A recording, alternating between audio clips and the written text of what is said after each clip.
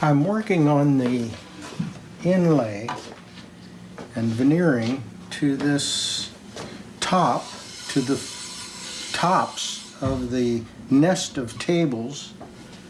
This is the biggest of the 4 tables, and I've already done the inlay on this top.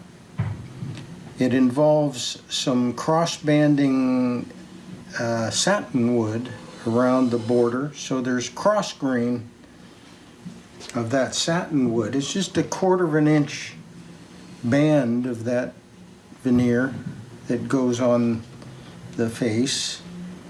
Then there's these holly stringing that's on the corners on both faces, a 1/16 inch holly stringing that is glued. And lastly, I create a groove, 1/8 inch wide groove around the border here to hold this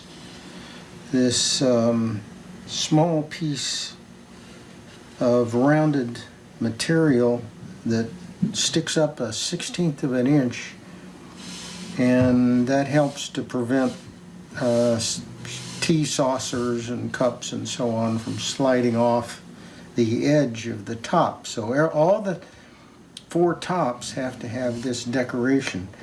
Here's 2 other of the tops that I've started work on.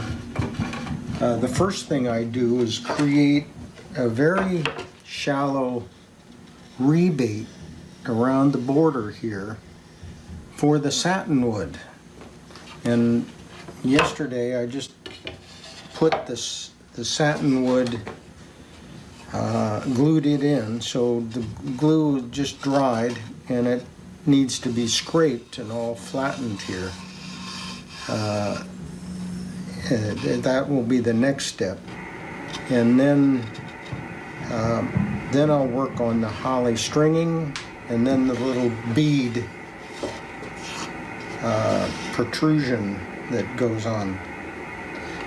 So one of the issues with this satinwood, I'm cutting it cross grain. So it's a thin piece of cross grain material, and it's very easy for those strips to tear when you try to cut it. And I'm using this fixture here on the tabletop between the dogs that has a thin rise here, fence, and I can place the veneer. This is the satinwood, and of course the grain's going lengthwise, but I need to cut it cross grain. So I place it against that little shallow fence. And then I use this Lee Nielsen tool with a cutter blade. That cutter blade needs to be razor sharp, and I've sharpened with stones and also a leather strop so that it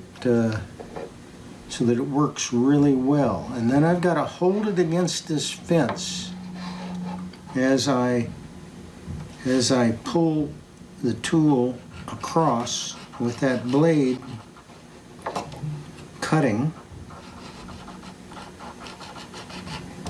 And I have to watch that I make sure I have the tool against the fence all the way. Sometimes the blade will try to sway out a little bit, and that's a problem.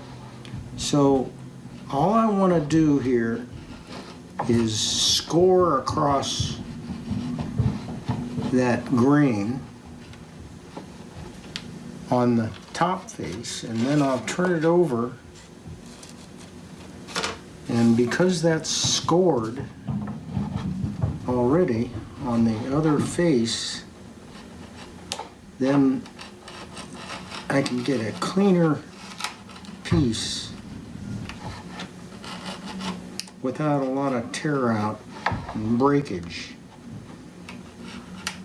So it's now starting to cut through.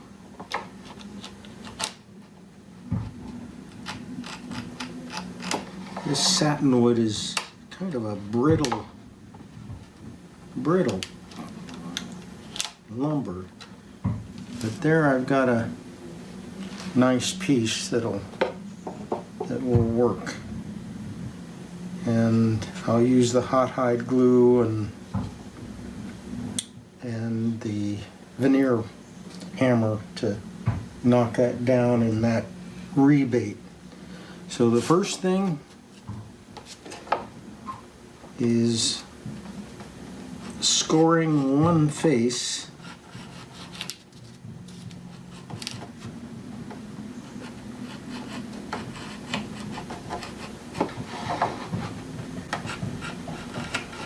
I think there's some grit in that wood is also that tends to dull the blade quickly.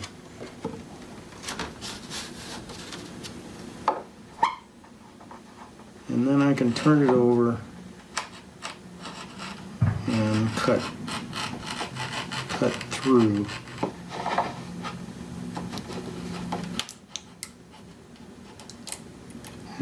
And I get a pretty clean, very clean piece. This is wider than I need. Some of it will be removed in the next processes of adding the holly and adding the bead.